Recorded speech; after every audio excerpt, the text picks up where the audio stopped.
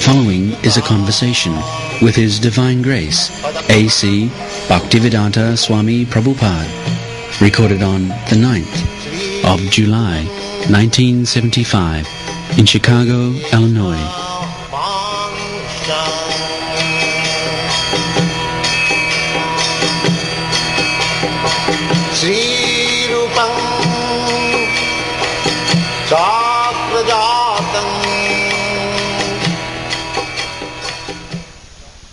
While the independence of woman, that she has to carry the weight of the pregnancy and the man is free.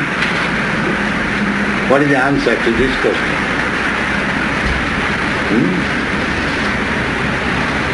Answer, Bishop. Woman is trapped by her body. She has no choice by her body. She must. So, she is already dependent on nature's law. That man is free from becoming pregnant and the woman has to take the burden. Then, where is the independence? Equal right. Equal rights means sometimes man may become pregnant, sometimes woman may become pregnant. But why only woman should become pregnant? And the man goes away and she has to take care of the children, beg from government or this and that. Is that independence? For them the independence has become contraception. I don't have to have the child, they say. That means you commit another sinful activity. Then you become dependent on nature. You will be punished. The punishment goes to you.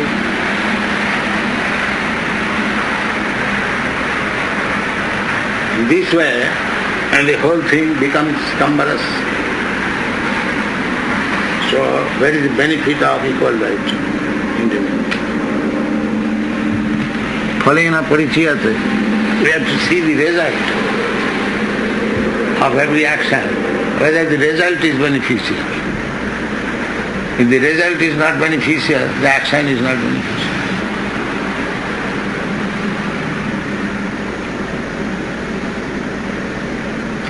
There is cases of rape cases. The victims are women. Why the victim is not man? Why? In every rape case, the sufferer or the victim is woman. And why not the man? Male means predominator. Female means predomination. Then where is the independence? Why artificial independence?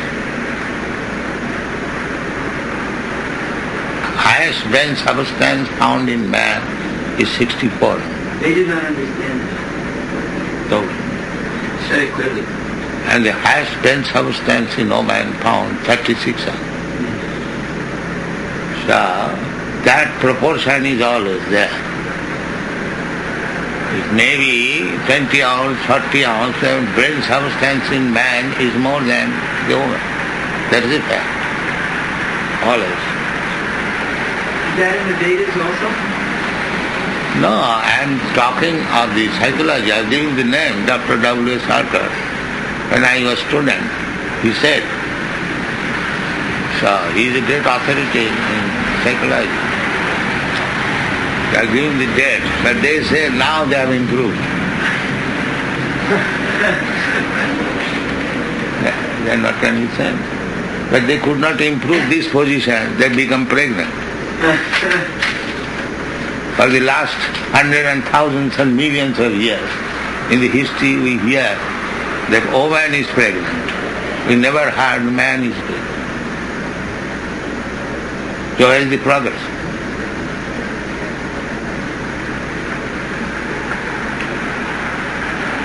If you are actually making progress, so millions of years ago, the history we hear, even Ramchandra, millions, Lord Ramchandra, Sita became pregnant, not Ramchandra. If you take history, now where is the improvement? Millions of years, Ramchandra. Sita became pregnant, not Ramchandra. The law of women becoming pregnant millions of years was there. And what improvement has they made? Now, they say they have made improvement. What is that improvement? Millions of years ago, Sita, she became pregnant, and Ramchandra did not become pregnant. Man did not. So what is the improvement at the present moment? Is there any instance a man is now becoming pregnant, not the woman? So where is the improvement? That is the law. So where is independence? Let them pass resolution that henceforward man will have to become pregnant. Is it possible? Srila Prabhupada, the whole civilization, American, Western civilization is now bewildered by this theory of women's liberation. But how they will be liberated on this point? First of all, let me know. It's simply crazy. They may bring up the argument that they are not concerned that they have to bear children, just as long as they could be superior. Oh, the argument is that you go on beating me with shoes, still I am independent. I don't mind you are beating me with shoes, but I am independent. Yeah. It is argument like that.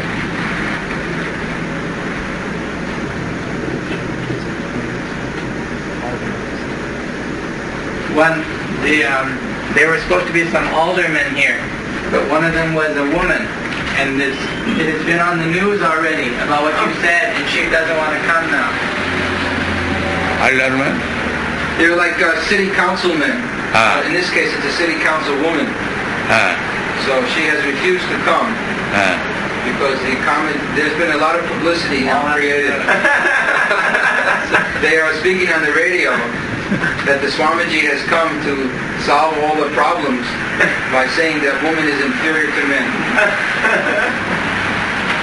Yes, that's a fact.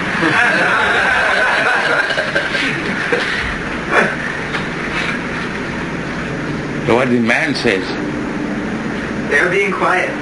They are too afraid to say. that means they are accepting. And they are quiet. Quiet means maunam sammati lakshana. If there is some argument, then you remain quiet, that means indirectly you accept. They are thinking that if the man were to speak out, then he would not be able to get his sex pleasure. The woman would withhold sex pleasure from the man if he were to speak out. No, that is not possible. At least in America I know, they pay man for sex. Is it not fact? I didn't hear Srila Prabhupada. Sometimes woman pays man for sex play. Sometimes, yes. Yeah.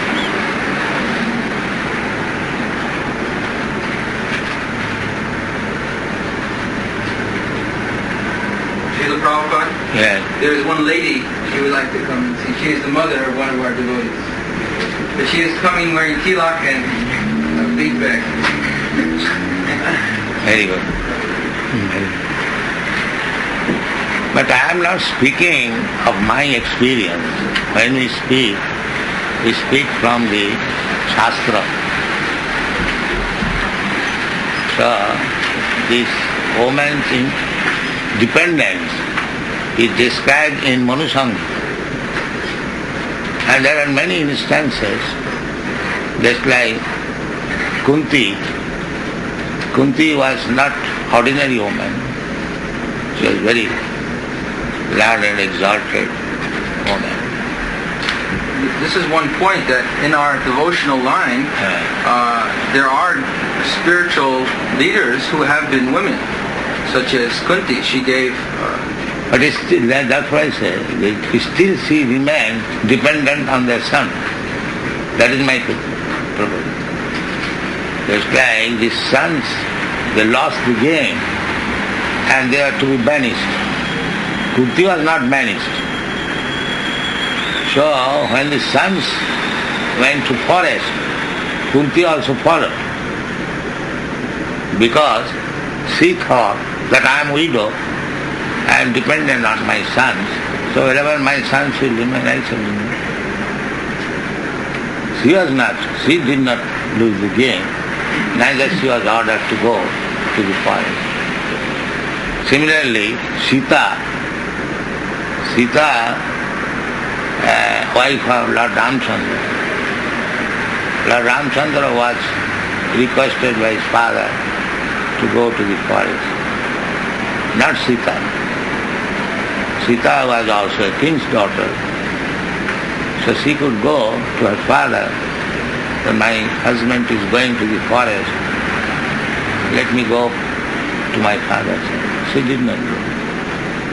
She preferred that I shall go with my husband. So when the husband said that you are not blind, so you stay at home. She said, no, I am dependent on you. Wherever you shall go, I must go. This is Vedic culture. Her virtue was her chastity.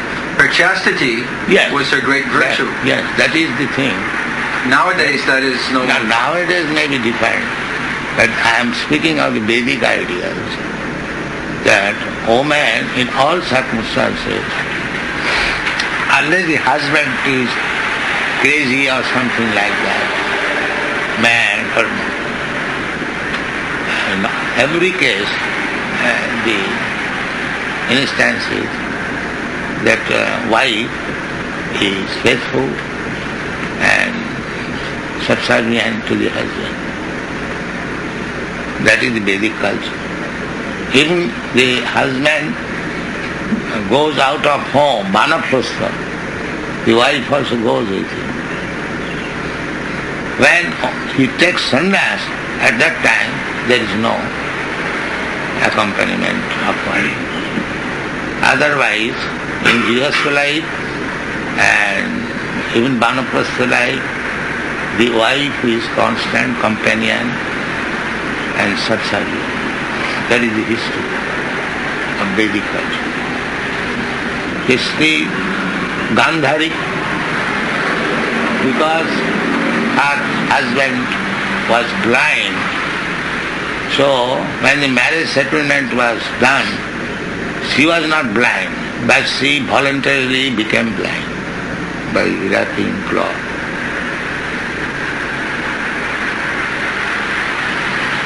She remained with the cloth wrap for her whole life? Whole life. Whole life.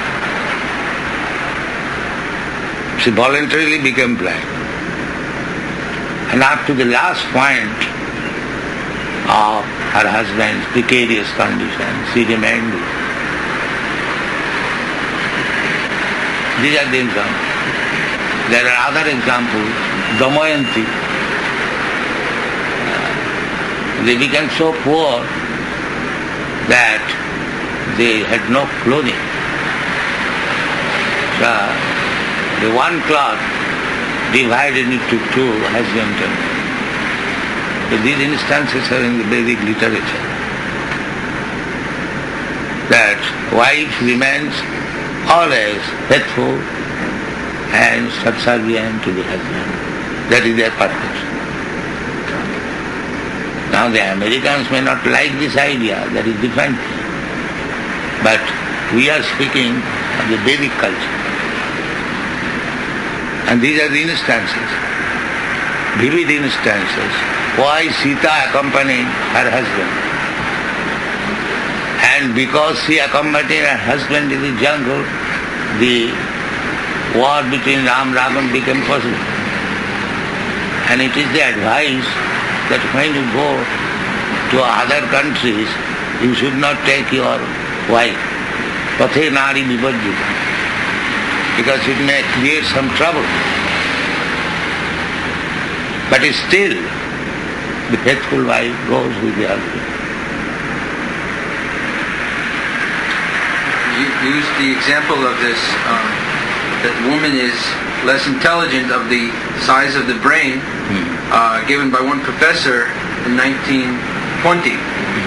So they took offense to this because their idea is that what might have been scientific fact in 1920, in 1975, is not scientific fact. And where is the proof?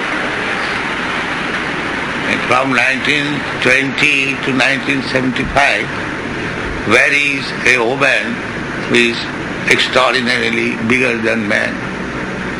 Well, they might be able to bring some scientists who will say in 1975 that according to their calculations, there is no difference between the brain of a woman and the brain of a man.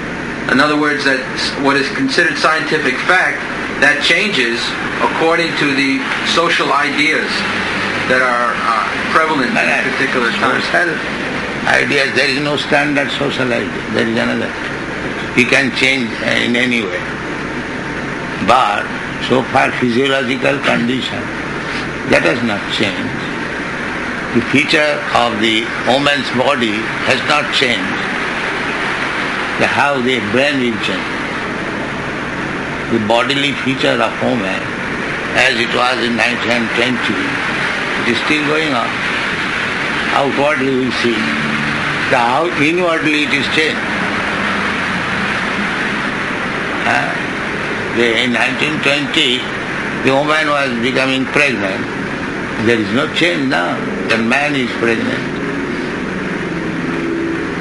So how you say there is change?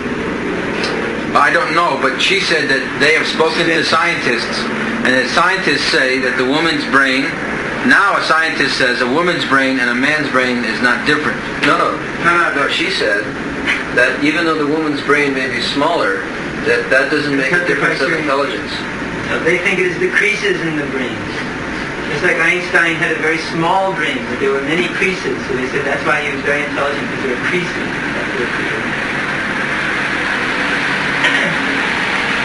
But since 1920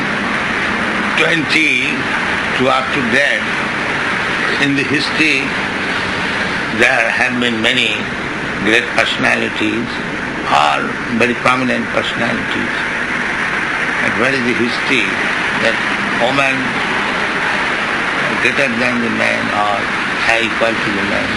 They have a standard answer to that the women have always been oppressed. That the women could have become great philosophers and writers and politicians, but they're always kept in the home. So now they're going to change this, they say. It's only due to the man's oppressing them and keeping them down. This pregnancy is also present. The man has pressed to become pregnant. Is it man's pressure or nature's? Of course, they will try to stop that. Through contraceptive methods and abortion, they will try to That is not stopping. That is artificially taking some other measures. That is not stopping. Two countries that have women as leaders are in the headlines all the time. Like Israel, Golda Meir, there's always war between there and Egypt. Argentina also. Argentina and India, now there will be war. Wherever there is women in charge, there is war. Disruption. But they think because they are in charge, that proves they are equal.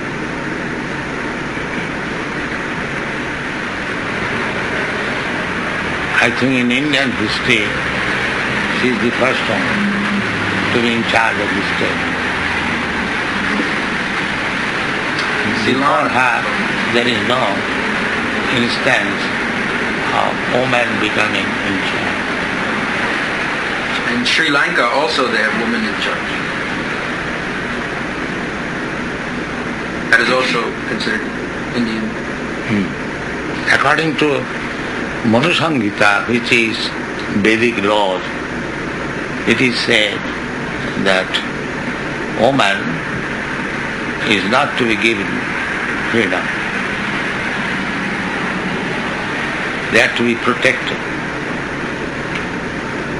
According to Vedic civilization, women, children, old men, Brahman and cow, they are to be given protection. The state should give protection. Defect of modern civilization is that vox populi. Yes. Everything is passed by popular vote.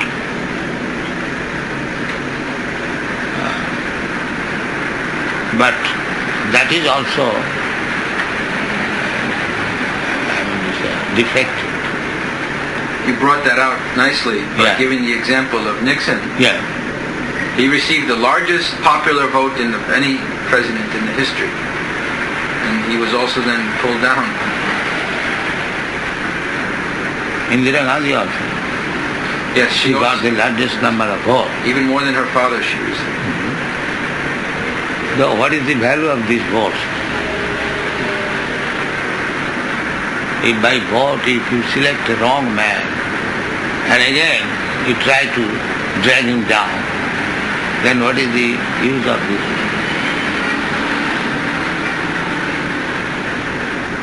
In a communist country, it is called Khrushchev. You are the head. Now nobody knows where he is. Stalin also, he was... Stalin died. But after he died, they completely discredited him. They pulled down his statues and he was completely disgraced. Non-person. Huh? A non-person, they call him. Non? It's the word they give, like Khrushchev also is a non-person. Non. Well, they consider them not to have existed.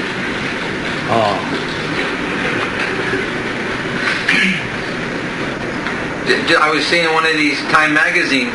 On the rear page, they're advertising a cigarette that is especially meant for women. It's a slimmer size. The larger size is for the men, the slimmer size is for the women. And the title of the advertisement, they show one picture of a woman cleaner, sweeper. She's cleaning the floors. This picture was taken in the 1920s. It was taken in Washington, D.C. because in the background they show the Capitol building is there in Washington, D.C. So then they have a picture of a modern woman. She's sitting there looking very nice. And they say that you've come a long way, baby. Whereas in the 1920s you were sweeping the floors and now you're sitting on a throne. So you accept this cigarette? Yes. And this cigarette is meant just for you to show that you're superior. I think there are some objections. Women taking this objection, why women's idol should be displayed in the shopkeepers' show windows. The mannequins. Yeah. There are some protests. Generally, they keep the dolls of women, beautiful women. So there are some protests. They even now have protested. In advertisement also, women's pictures are some in. Yes. So why they are taking women's pictures? We also say the maidservant, 1920, now she has become a woman. There are many men like that. Why not men? Why they are taking advantage of the woman? Why there is no protest? Why are taken? There are many men who have improved from 1920 up to there. Why don't you give that picture? Why woman's picture? Where is the protest? Whenever there is some fashion dress, the woman's picture is given. Why? Is there any protest by the woman for this? Why you are taking advantage of women? These days, the men are doing that also more and more. Dressing up so fancy and getting their pictures in the magazines. Of women? Men also. Men. Nowadays, men are also doing that. Thinking that it's so important to dress in fancy clothes. Yes, that's all right. But generally, they present woman's picture. Yes, they protest that this shows that woman is being exploited. Yes. Actually, they are just feeling frustrated because it is a fact that woman has been exploited by the men. So now they want to counteract this. No, we don't say that woman should be exploited by man. Yes. We say the man should be responsible and give protection to woman. But they feel so angry from the exploitation that they cannot accept that actually a man could protect them. That is bad experience. But the ideal is different. Ideal is the man must be first class and he must be responsible to take care of the woman and she should be given all protection, all necessities. That is the duty of man. Just like father takes the charge of his daughter. Similarly, husband should take charge of the woman. And similarly, elderly sons also took charge of the woman. The father never exploits the daughter. She gives all protection. That is the duty of the husband also. When she is grown up, she cannot remain under the protection of father. She is given therefore a suitable boy to take charge. But the charge is the same, to give protection, all comforts. And because there is no first-class man to take charge of the woman, they are declaring independence. All the men are doing that. They keep girlfriend, make her pregnant and goes out. In that sense, we can say that the women are inferior, but the men also, they are not first class. They're also there. That we also say, that there is no first class man. So if there is first class man, the whole question is solved. The men are behaving just like dogs. Huh? Just like dogs. Yes. Today in the hotel where we went, there was one barber shop, and the name of the barber shop was the home of the dog. That's it? Yes. What do you mean? Well, the idea is that the haircuts of the men are so long, they look like Dogs. shaggy dogs.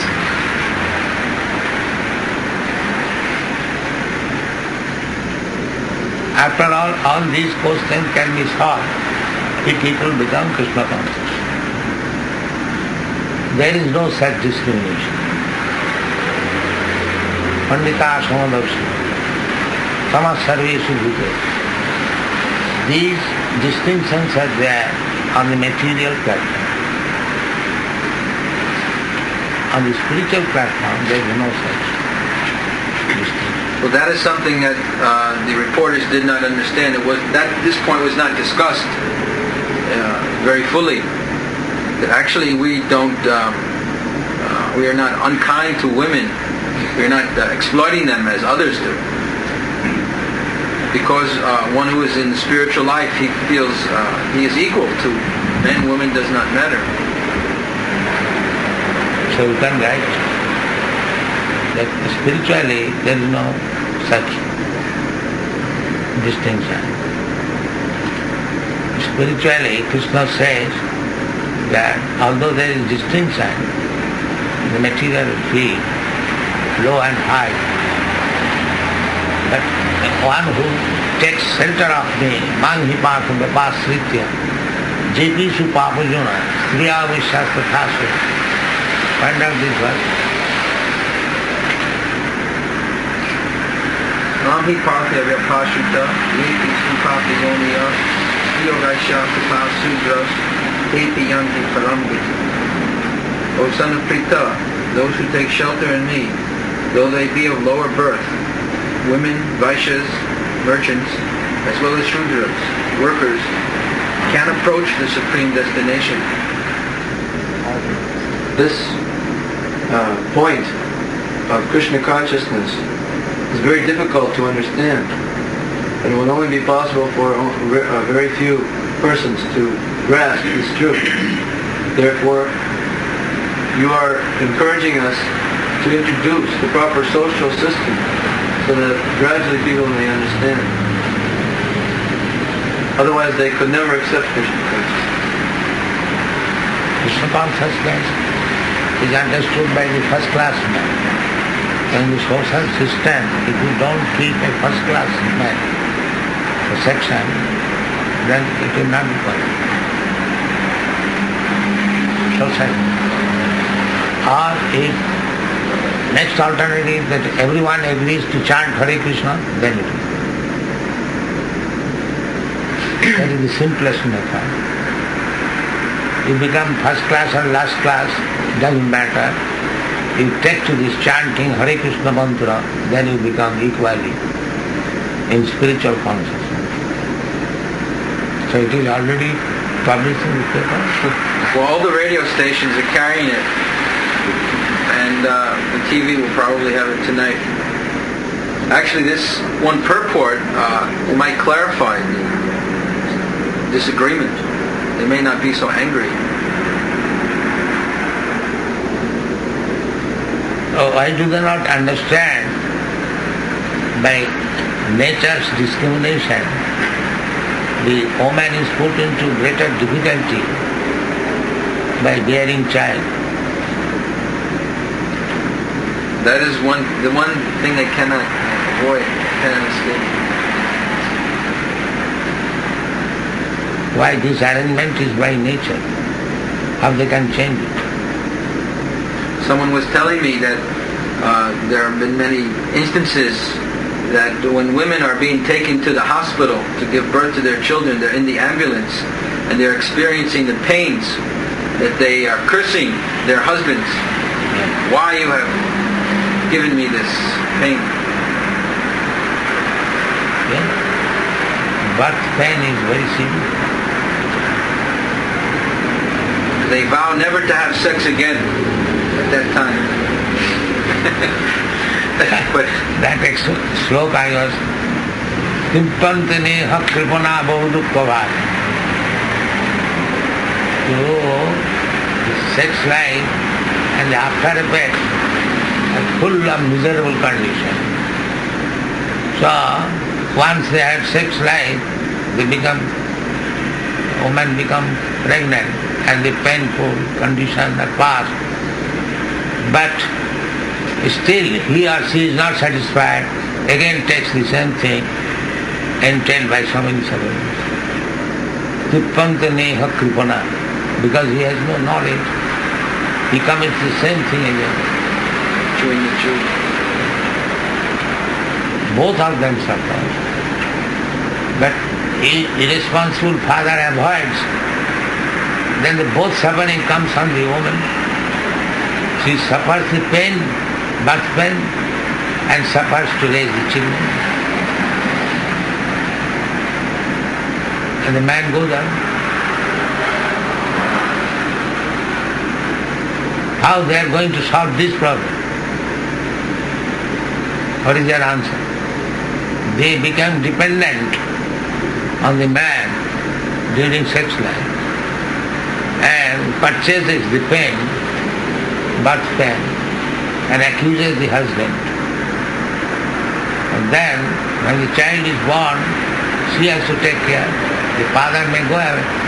The mother cannot give her the care of the children out of affection. She is carrying two children.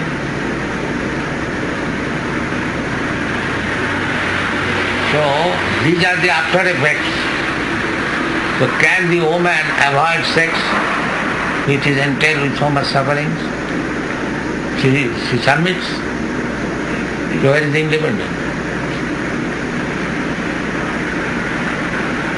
Therefore, if one is spiritually advanced, then she becomes. She can become equal. Spiritually advanced man and woman, they become. So long one is materially encased, this is not possible.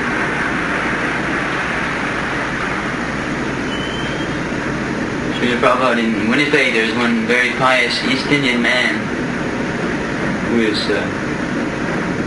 for many years has been worshipping Lord Shiva, and his wife is also a very quite chaste woman, a sincere follower, and so were her parents, the Lord Shiva. And he is reading your Bhagavad Gita.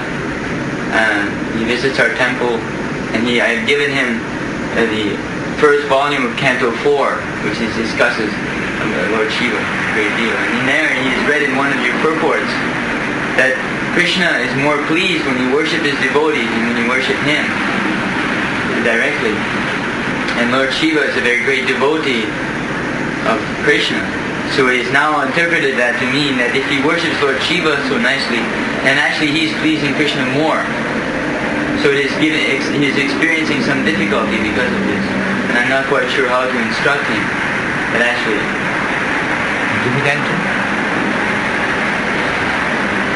that our godbrother has difficulty in replying to this interpretation that Krishna says, you can please me by worshipping my devotee, and Lord Shiva is the devotee of Krishna. So therefore this man says, then I shall worship Lord Shiva, and that way I shall please him. If we accept Lord Shiva as devotee of Krishna, then by worshipping Lord Shiva he will benefit. If he thinks Lord Shiva is independent, then he will not benefit. I've got him to accept that Lord Shiva is devotee of Krishna, but there's no practical instruction in his worldly activities coming. No, Vaishnavānaṁ yatha Sambho. Among the Vaishnavas, Sambho, Lord Shiva is the greatest Vaishnava. So we worship Lord Shiva as Vaishnava. We give respect to Vaishnava. So why not Lord Shiva? Lord Shiva is a big Vaishnava. But generally the devotees of Lord Shiva, they take Lord Shiva is independent God. That is offensive. If you know that Lord Shiva is also a devotee, you can give more respect to Lord Shiva. Krishna will be pleased. Srila Prabhupada, he does not chant Hare Krishna, he chants Om Shivaya Namaha. That's all right. Alright. He gradually becomes devotee.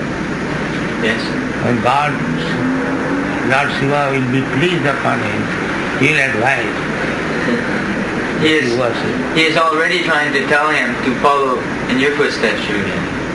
So just before I left, he said he will try once again to chant 16 rounds. Hare Krishna.